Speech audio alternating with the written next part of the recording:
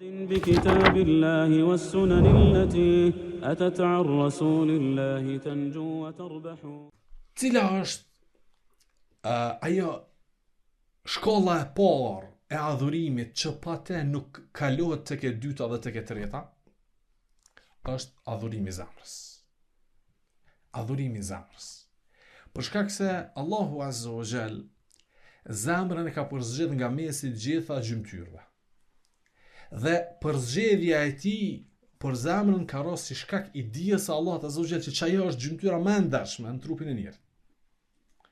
E Allahu Azza wa Jall e ka ngritë zemrën dhe shikimi i Allahut Azza wa Jall në trup të robit ku bie? Veç në zemër. Ka thonë pejgamberi sallallahu alaihi wasallam: "Fa inna Allaha la yanzuru ila suwarikum wala ila ajsadikum." Allahu s'ja u këshyr fytyrat e as trupat.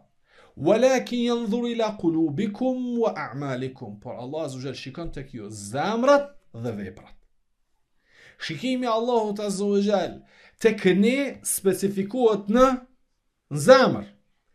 Po mos të kish qenë zemra gjymtyra më e ndershme, Allahu Azza wa Jall se kish përzgjedh ato që me ra shikimi i tij në te.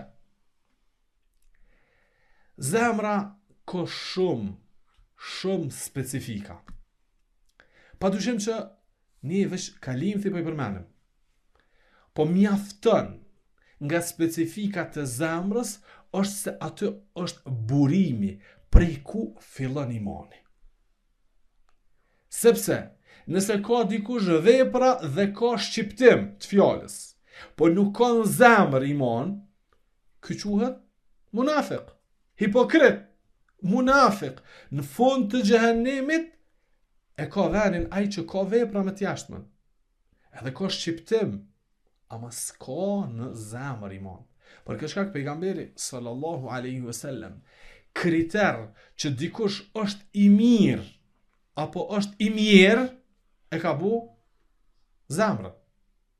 Dhe përmirësimi real tek dikush a ka fillu apo ende s'ka fillu, varet me zemër. Ka thonë pejgamberi sallallahu alaihi wasallam hadithin e Nu'man ibn Bashirit: "Ala wa inna fil jasadi mudghah."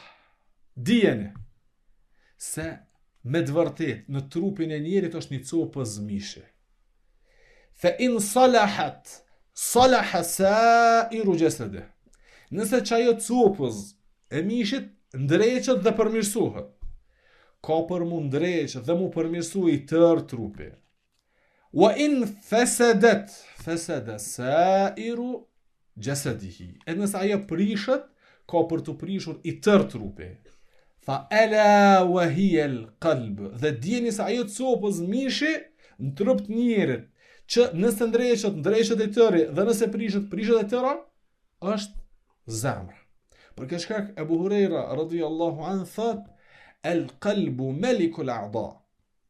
Thot zemra në trup është sikurse mbreti në mbretërinë e tij. Thot mbreti I trupit është zemra. Thot gjithë gjymtyrt janë në pozitën e ushtarit që e ndëgjojnë urdhrin e mbretit. Dhe kur mbreti është I drejt, gjitha kanë me qenë të drejta. Dhe gjithë gjymtyrt kanë me punu që është duhet. Dhe nëse mbreti është I prishur, gjitha kanë mu prish. Për këtë shkak, Allahu Azza wa Jall ka tregu se në ditën e gjykimit, kush ka me dal faqebardh para tij dhe s'ka më nxi fytyra, wala tukhzini yawma yub'athun.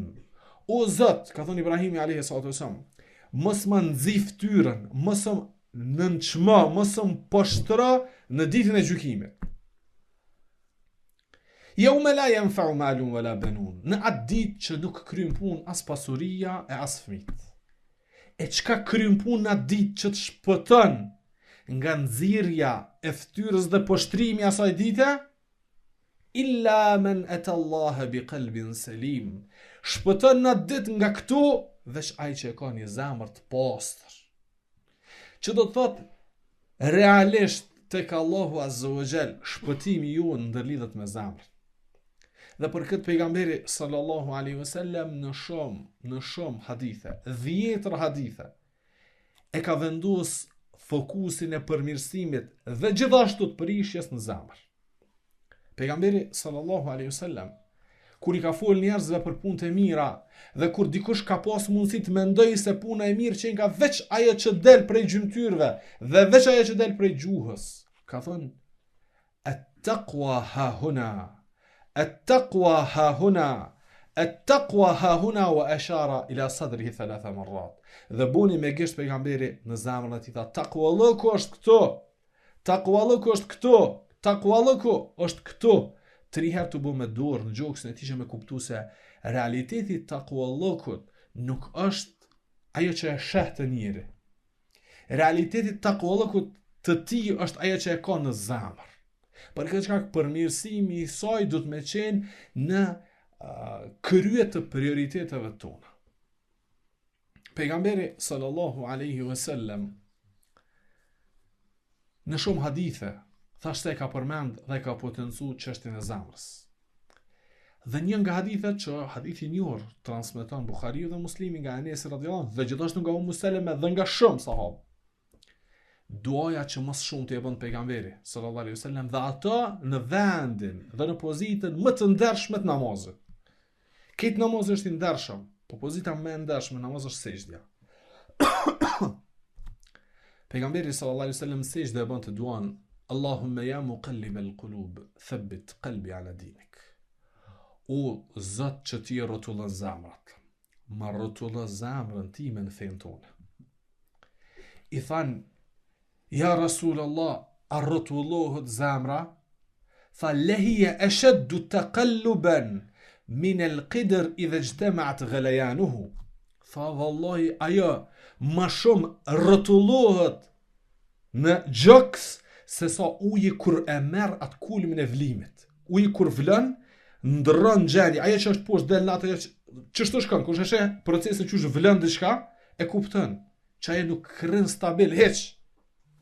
Thot më shumë se sa kaç ndryshon zemra për këtë shkak, unë e lut Allahun që më rrotullu zemrën veç në nënshtrem ndaj tij. Se ka mundësi brenda ditës dhe brenda orës, dhe brenda çastit ndërron zemra. E për këtë shkak pejgamberi sallallahu alaihi wasallam tha inna quluba bani adama bayna usbu'ayn min asabi' ar-rahman. Zemrat e bijve të Ademit janë mes dy gishtave të Allahut azza wa jall. Ka në transmetim që pejgamberi ka bërë me dorë. Dhe ka thonë Allahu i rrotullon ato, ka dënë. Luteni Allahun që me rrotullu zemrat veç në rrugën e tij dhe në nënshtrem. Se ka mundësi të rrotullohet në të kundërtën, edhe të mirën që i konsideru të mirë tash e konsideron të keqe. Edhe të keqen e konsideron të mirë, bile i bjen peshman qysh se këmbu këtë punë caktuar më herët, a deri dje ke urrejt. Deri dje s'ke ke menu që ki mundësi të jetosh pa këtë punë, sot e urrejm. Deri dje ke thonë, ma mirë vdekja për mu se me vepru këtë punë, tash e vepron dhe knaqesh me ta, në thojza, apo, sepse është të rrotullu zemra jote. Për këtë shkak, duhet që të lusim Allah në zujel, zemra tona me rrotullu në fenë e tij. Dhe kjo ishte duaja më e shpeshtë e pejgamberit sallallahu alaihi wasallam, sepse rreziku neve na paraqitet dhe na kanoset si shkak i zemrave. Kur aty prishet, kur aty deporton cytja, vezvesja, kur aty deporton vetpëlqimi, kur aty deporton dyshimi, priti pasojat me njerë në gjuhë dhe në gjymtyr. Mos i vlerëso njerëzit si shkak i një fjale dhe dy, kur të shesh që fjala e ti dhe fjalori i ti ka fillu me marrë kohje tjetër. Deri dje u kon si ka pa diçka, subhanallah, sot dje ka nisë me thonë diçka tjetër, dje që nuk ka arë si rezultati fjales kjo, ka arë si rezultati zemrës. Pse? Sepse që ka kanë të del jashtë. Thëtë Allah azza wa jall, fa innaha la ta'mal absar, walakin ta'ma al-qulubu allati fi as-sudur. Dijeni se nuk verbohet syni që është në ballë. Allah po thot, nuk verbohet syni, por realisht verbohet zemra që është në gjaks. E kur të verbohet ajo, se shet të mirën si të mirë, dhe se shet keqen si të keqe, sepse ajo pajisja që e vlerëson të mirën dhe të keqen është zemra.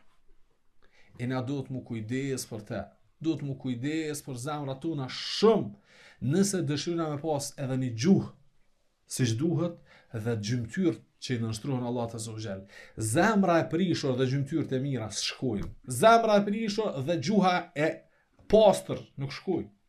Apo sepse çdo sen që është në te, në zemër ka me dal jashtë. S'ka me do e mos. E Allah azza wa jall për munafiqin ka treguar që wala ta'rifannahum fi lahnil qawl, ata keni me njoft nga gjuhët e tyre, sepse s'kan me mujt me mojt ato që kanë brenda, kanë me qit jashtë.